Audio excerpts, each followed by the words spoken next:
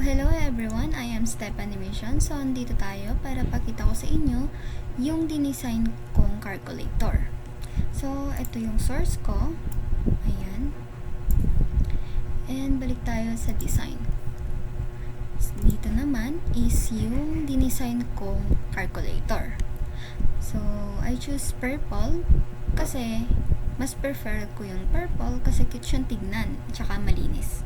So, dito is ano siya, pink na hindi siya gaano na pink pero okay na siya, maganda siyang tignan. So, dito naman itong border ko dito is medyo maliit siyang purple. So, ayan, maganda siyang tignan at saka malinis. So, dito naman sa mga borders ko sa numbers is ano talaga sila, may mga colors talaga sila. Iba-iba sila ng color. May yellow, green, blue, ganyan. So, ayan. Maganda sila kapag nakita nyo mamaya. Papakita ko din siya after.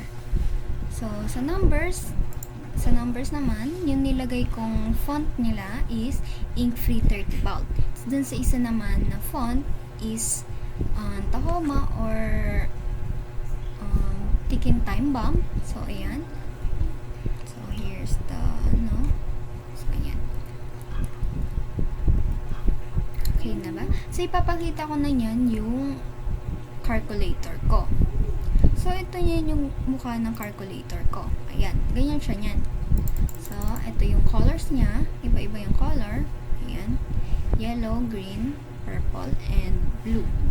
So, ayan. Let's see if tama talaga siya. 300 times 20.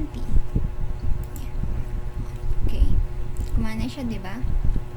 So, ayan. That's all.